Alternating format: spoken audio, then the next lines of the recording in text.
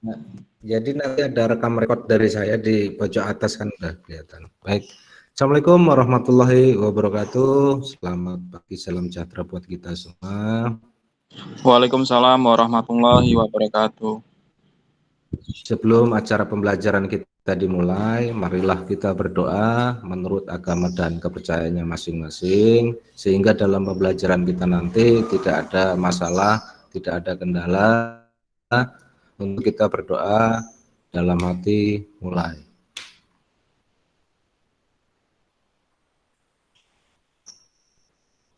Berdoa selesai.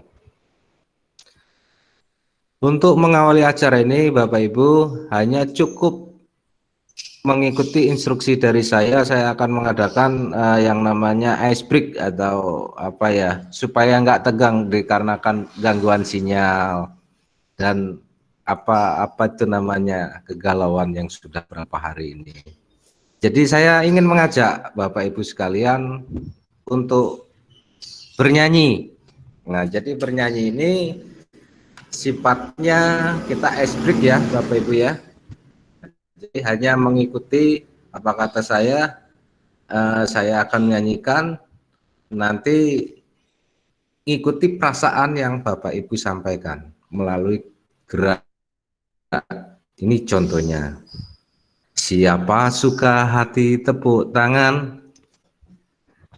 Nah ya seperti itu ya Pak ya, hanya tepuk tangan saja. Oke, bisa saya ulangi, saya ingin hidupkan voice-nya, volumenya, voice-nya dihidupkan dulu supaya terdengar. Oke, oke. Baik, akan saya mulai. 1, 2, 3. Siapa suka hati tepuk tangan? Siapa suka hati tepuk tangan? Siapa suka hati, mari kita lakukan. Siapa suka hati, tepuk tangan. Oke, terima kasih untuk Bapak Ibu peserta. Ya. Baiklah, untuk pertama-tama saya perkenalkan diri dulu. Yang pertama, nama saya adalah Eko Windy Jatmiko. Saya bertugas di SMP Negeri 2 Trimurjo, Kabupaten Lampung Tengah. Saya selaku guru di sini adalah guru PJOK yang sudah mengabdi pada sekolah tersebut selama 12 tahun. Untuk itu mohon maaf apabila berkenan Bapak Ibu yang jauh ingin mampir ke alamat kami, rumah kami ada di Metro, seperti itu ya Bapak Ibu ya. Oke, kita lanjut saja ke materi kita yang pertama, adalah materi tentang profil Pancasila. Sebentar ya Bu.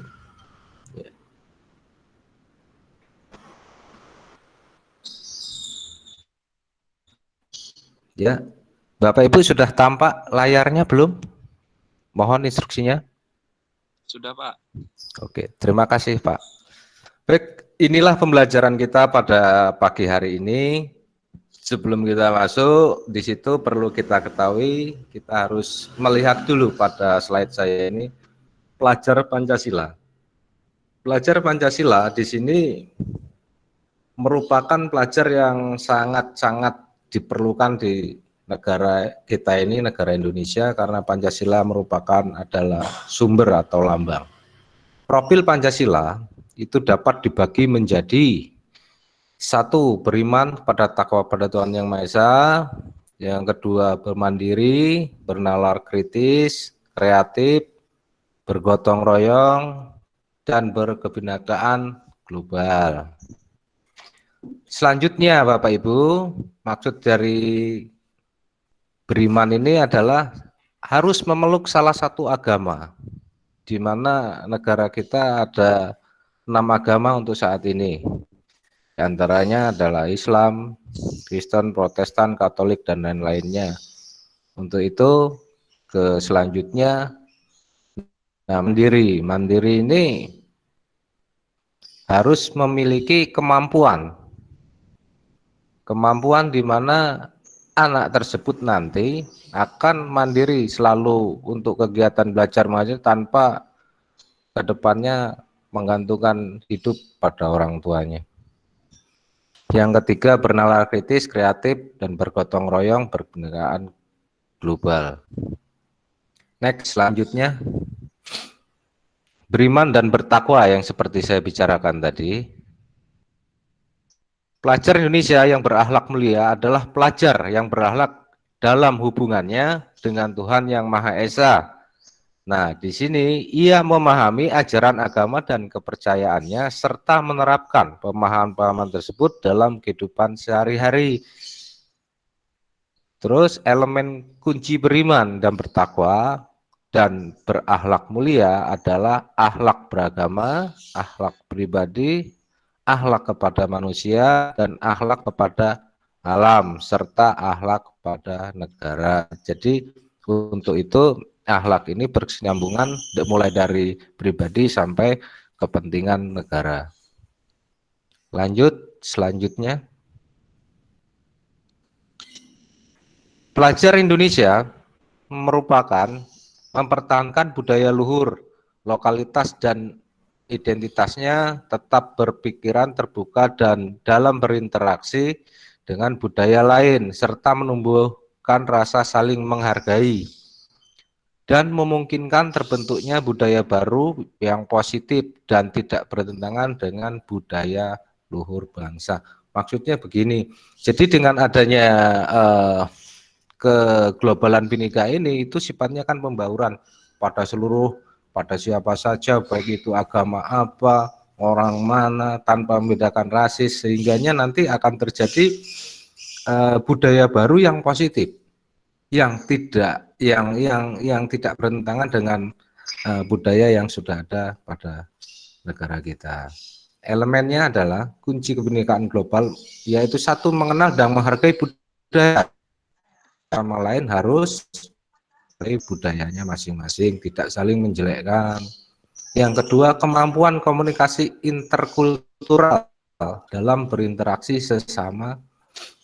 Yang ketiga, refleksi dan tanggung jawab terhadap pengalaman kebinekaan. Next, selanjutnya, bergotong royong.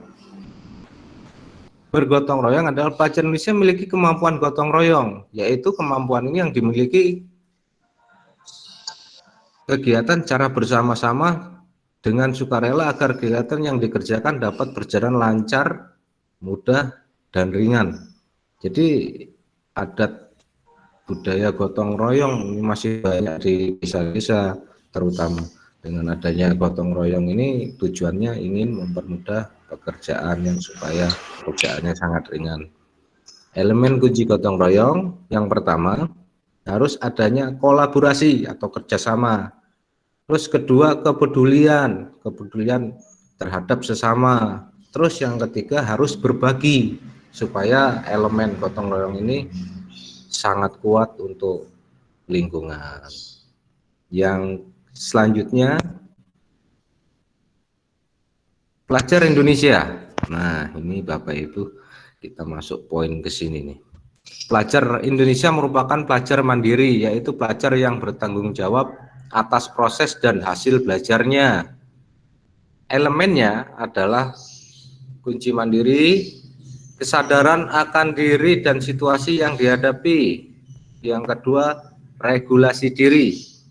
Nah, jadi ini yang harus kita pahami dulu ini, kita harus sadar dulu supaya kita bisa menghadapi yang namanya kemandirian dalam proses pembelajarannya.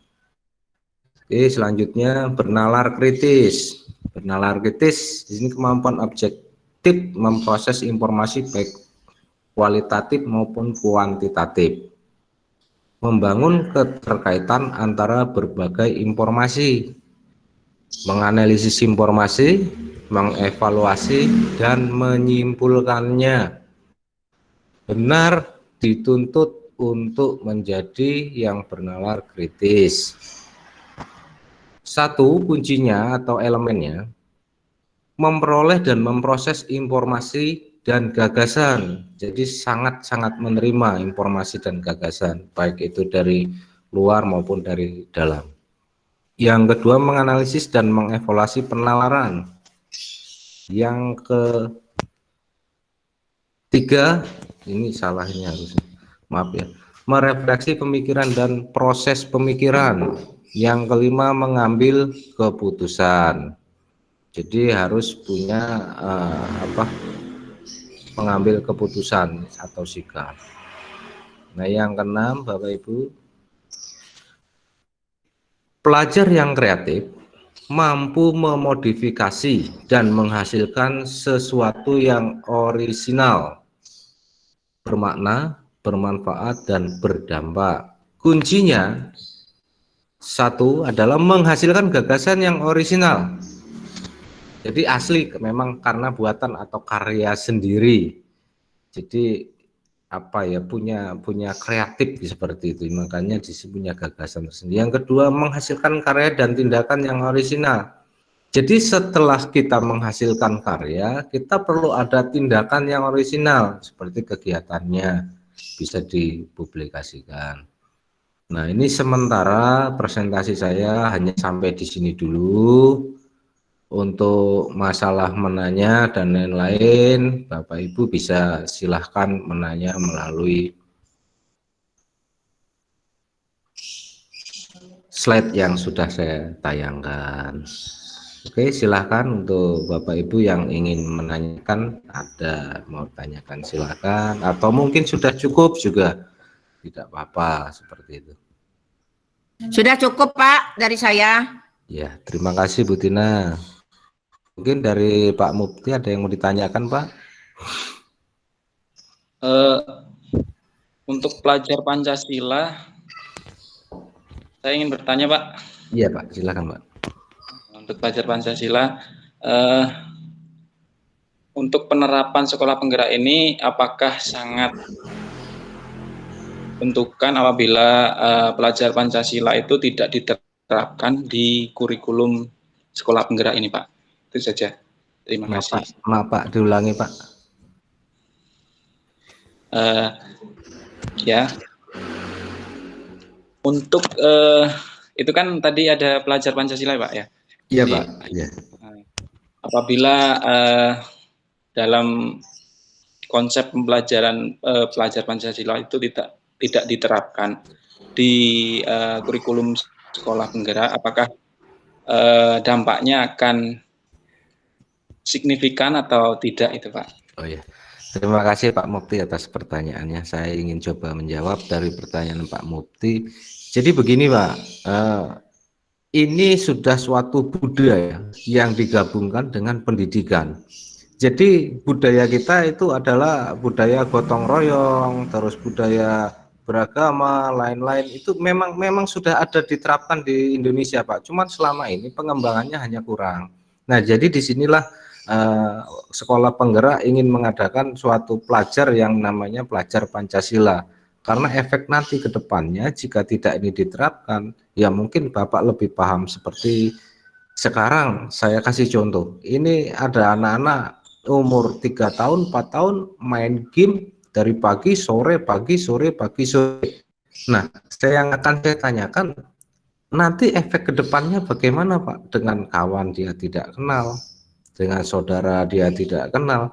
Nah, dengan adanya program Guru Penggerak ini, Pancasila di situ terapkan dengan proses yang terjadi pada ada gotong royongnya, ada beragama. Jadi ada semacam peraturan Pak situ, Pak. Terima kasih Pak. Gimana Pak Mufti, sudah cukup? Iya Pak, sudah cukup. Terima kasih Bapak Ibu. Untuk itu materi saya sudah cukup sampai di sini. Kurang lebihnya saya mohon maaf. Mungkin kita bisa bersambung waktu di lain hari dengan materi yang berbeda. Saya akhiri. Assalamualaikum warahmatullahi wabarakatuh. Waalaikumsalam warahmatullahi wabarakatuh. Itu saya dulu ya Pak ya.